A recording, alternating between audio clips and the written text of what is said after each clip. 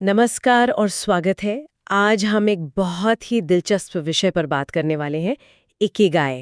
नमस्कार। हाँ, इकिगाई ये जीवन में उद्देश्य खोजने की एक जापानी कला है ना? हाँ, ये है। हमारी ये चर्चा एक लेख पर आधारित है, इकिगाई जीवन का उद्देश्य खोजने की कला। जी। तो आज हम समझने की कोशिश करेंगे कि भाई ये इकिगाई है क्या चीज, कहाँ से आया है ये कॉन्सेप्ट, इसके अलग अलग हिस्से क्या हैं, क्यों ये जरूरी है और सबसे जरूरी इसे अपनी जिंदगी में कैसे लाया जाए। बिल्कुल, ये सब देखेंगे। और एक मजेदार बात पता है, जापान में ओकिनावा द्वीप है। हाँ, सुना है। वहाँ लोग बहुत लंबा जीते हैं। हाँ, कहते हैं वो दुनिया में सबसे लंबी उम्र जीने वालों में से है और वो अपनी इस लंबी और खुशहाल जिंदगी का श्रेय काफी हद तक इकिगाई को देते हैं। अच्छा, ये तो वाकई दिलचस्प है। मतलब सिर्फ जीने का तरीका नहीं, बल्कि लंबा और स्वस्थ जीने का भी तरीका। हाँ, कुछ ऐसा ही लगता है।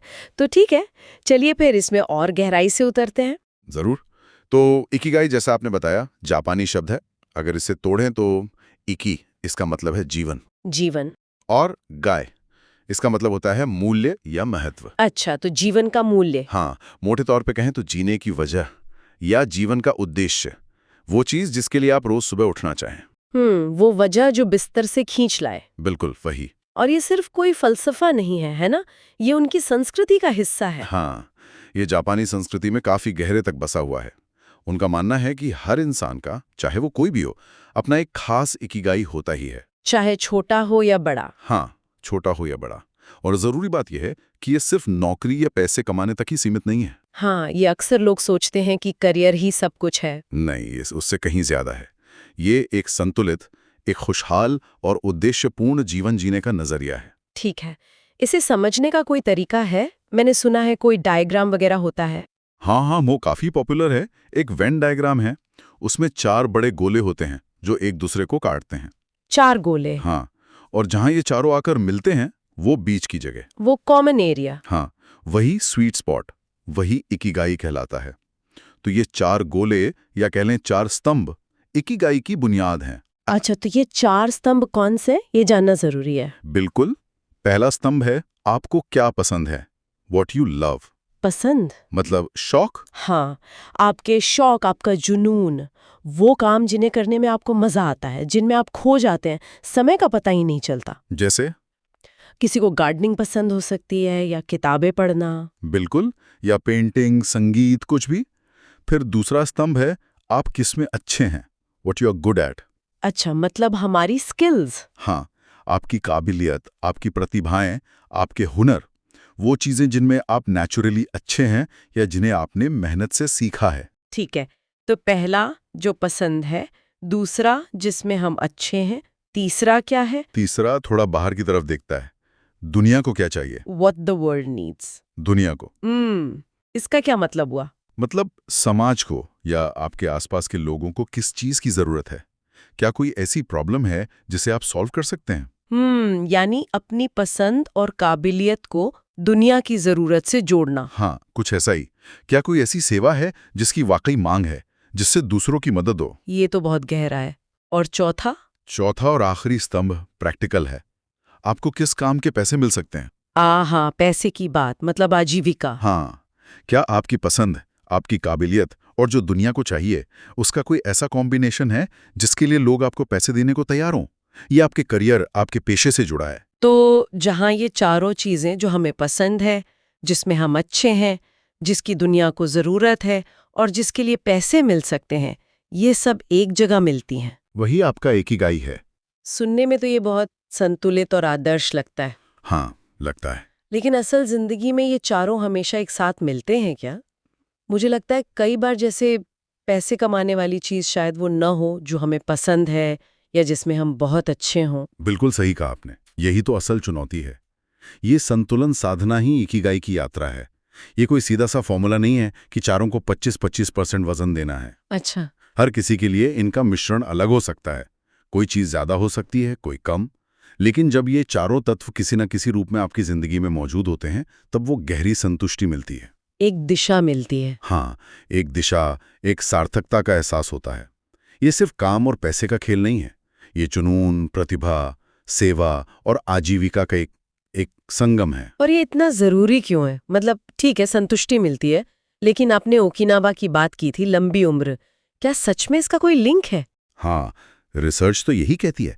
ओकिनावा के बुजुर्गों पर जो स्टडीज हुई हैं वो बताती हैं कि जिनके पास जीने का एक स्पष्ट उद्देश्य था, मतलब जिनका इकिगाई क्लियर था, वो न सिर्फ ज्यादा खुश पाए गए बल्कि उनमें दिल की बीमारियां और दूसरी एज रिलेटेड प्रॉब्लम्स भी कम थी। और नतीजा, लंबी उम्र। कमाल है। तो एक मकसद होने से सेहत पर भी असर पड़ता है? बिल्कुल। जब आपके पास सुबह उठने की एक ठोस वजह होती है तो वो आपके दिमाग और शरीर दोनों के लिए अच्छा है। और हाँ, ये स्ट्रेस भी कम करता है। वो कैसे? क्योंकि जब आपको पता होता है कि आप किस दिशा में जा रहे हैं, क्या करना चाहते हैं, तो एक तरह की मानसिक स्पष्टता रहती है। भटकने वाला या दिशाहीन जीवन ज्यादा तनाव देता है। हाँ, ये बात तो है। अनिश्चितता तो वैसे भी तनाव देती है। सही। और करियर के लिए भी ये बहुत मददगार है। आजकल कितने ही लोग हैं जो अपने काम से नाखुश हैं या कंफ्यूज्ड हैं कि करें क्या। हाँ, बहुत लोग। तो इकिगाई का ये फ्रेमवर्क उन्हें सोचने में मदद कर सकता है कि भाई मेरे लिए क्या सही रहेगा, कहाँ मेरी प्रतिभा और जुनून दोनों काम आए, दुनिया को भी कुछ फायदा हो और मेरा गुजारा भी चले। एक गाइडेंस की तरह। हाँ, और एक और बात, इकिगाई सिर्फ बड़े बड़े लक्ष्य हासिल करने के बारे में नहीं है। अच्छा। ये आपको रोजमर्रा की छोटी छोटी चीजों में भी खुशी और संतुष्टि ढूंढना सिखाता है। मतलब वर्तमान में जीना, जो कर रहे हैं उसका आनंद लेना। अच्छा, ये भी इसका हिस्सा है। ठीक है, तो फायदे तो समझ आ गए। लगता है कि हाँ, ये ढूंढना तो चाहिए, लेकिन कैसे?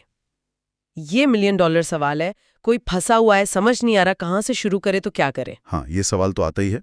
देखिए, इसकी एक प्रक्रिया है, कोई गारंटीड रेसिपी तो नहीं है, क्योंकि ये बहुत पर्सनल सफर है।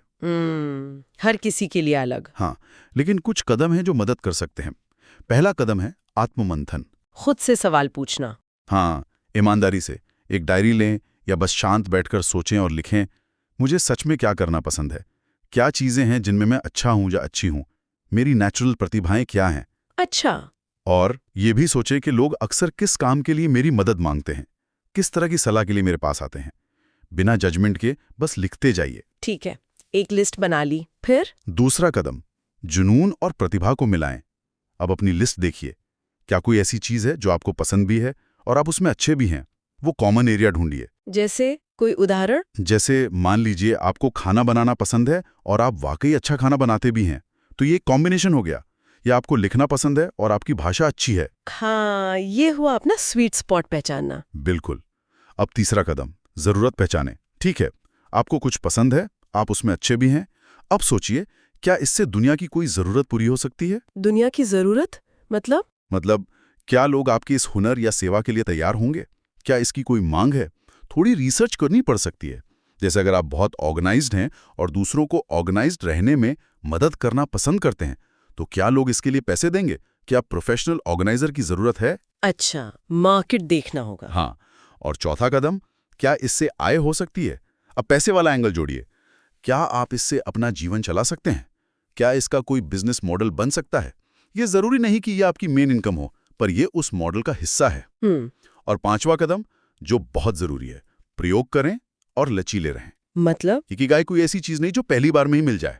आपको शायद कई चीजें ट्राई करनी पड़े। छोटे छोटे प्रोजेक्ट शुरू करें, नए आइडियाज आजमाएं। और अगर फेल हो गए तो उससे सीखें, निराश ना हो, समझे कि ये रास्ता सही नहीं था, दूसरा आजमाते हैं। ये एक खोज है, इसमें बदलाव होंगे। हाँ, ये तो है। ये कोई सीधी लकीर तो है नहीं, उतार चढ़ाव तो आएंगे ही। निश्चित रूप से। और आखिरी छठा कदम, संतुलन साधें।